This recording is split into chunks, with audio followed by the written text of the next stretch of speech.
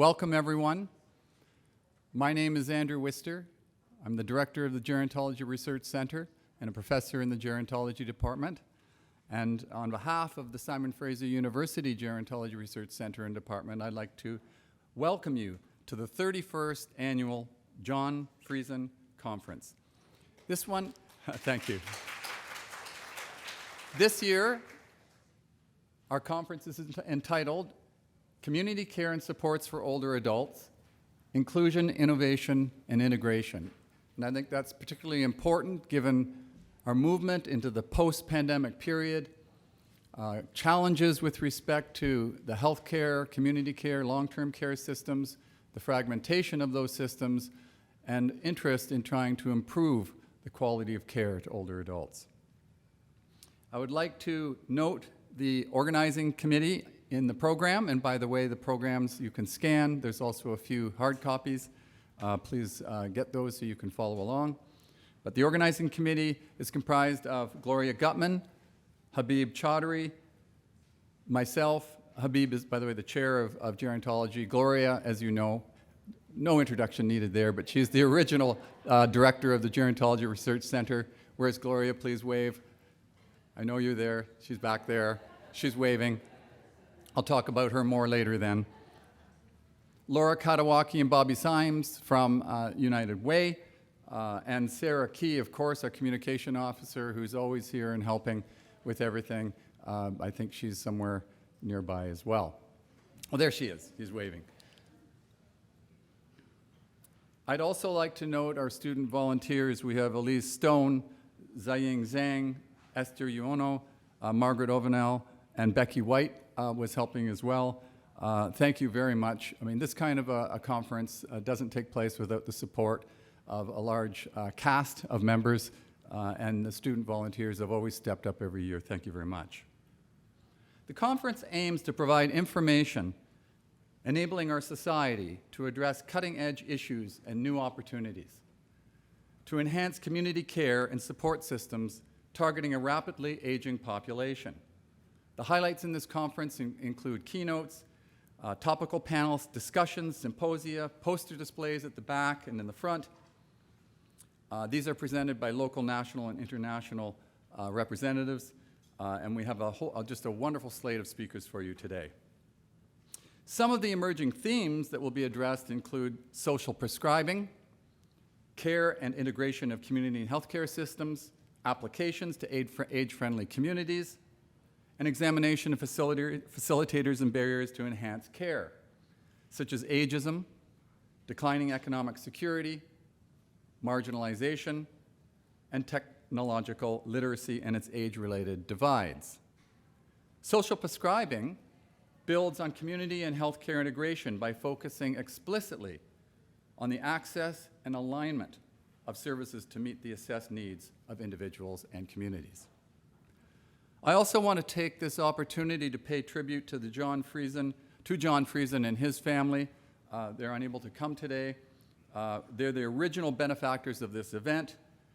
The Friesen Conference, FYI, is designed to meet the continuing educational needs of agencies and individuals responsible for the planning, administering, and providing services to the elderly. This series embraces two of John Friesen's lifetime interests, the education of older adults and the special needs of an aging population. John Friesen was one of Canada's leading contributors to the field of aging education. In his long career, Dr. Friesen served in university extension work in Canada and overseas, and was involved in enhancing the life in many different ways, from community arts to credit unions of a wide variety of groups. For his leadership role in adult education, Simon Fraser University awarded him an honorary doctorate of laws in 1985. John is no longer with us, but when he was, he always started the conference by standing up and making this sign. I'm doing that on his behalf. We miss him a lot. There are a number of other benefactors here today. I'd like to pay tribute to just a few of them. Lorna Court, can you wave? Yes, thank you very much. Heidi Andre, thank you. Another benefactor of us. Julie Child and her family are not here. Is there anyone else I'm missing here for today? That's good for now. And of course, we have a number of individuals who are benefactors from within our faculty, Gloria Gutman, Barbara Mitchell, myself, and others. So we have a large number of people who support the Gerontology Research Center, the department, and the strategic initiatives that we're involved in. I would like to now call up Laurie Anderson, the Executive Director of Harbor Center. Laurie's a longtime friend and supporter of gerontology. He's going to give the land acknowledgement and say a few words. Thank you.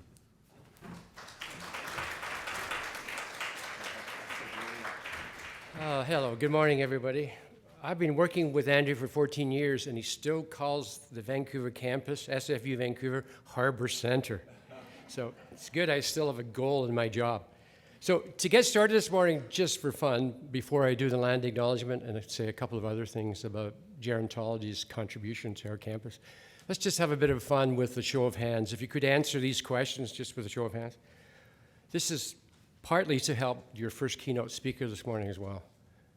How many of you right now are at your actual cognitive mental best right this very moment? Raise your hand.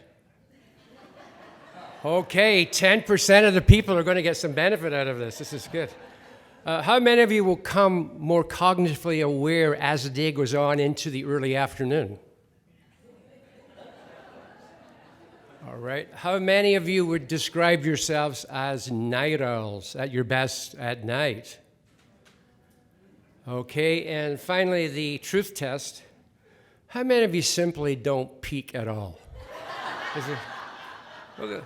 The same number of hands went up for that as did for the first one. So, seriously, that's a facetious thing, but it also speaks to the fact we do have these circadian rhythms, and some of us like to learn in the evening, and some are early morning people. So this is one, you can't see it today because we're keeping the sun out because it's such a beautiful day. But this is one of 9 buildings that constitute SFU Vancouver, the Vancouver's campus for SFU. And we're distributed across the downtown peninsula. And all of our buildings all of them are on Coast Salish, ancestral, and unceded territories. And as we like to do at the beginning of meetings like this, we want to thank our 3 host nations, the Squamish, the Musqueam, and the Tsleil-Waututh, for sharing this beautiful part of the world so we can work, play, and today learn together in this environment. Now, gerontology was one of the very first academic units to come downtown. And I've been here 14 years, and they were here long before that. And when they were here, the 2 notions of knowledge generation and knowledge mobilization, before these words were so commonly used, gerontology was doing that right downtown. And they were engaged in the study of aging before it became a thing, because so many of us are now old and have a vested interest in what gerontology does. I keep going by gerontology and say, anything new that could help me? No. But really, the work they're doing is, they've been doing it for a very long time. They have a long history of contributing down here. And today, you're going to have an opportunity today and tomorrow to learn more about that. So on behalf of the university, I want to thank you so much for being here and joining us this morning, and I hope you have a wonderful 2 days. Thank you so much.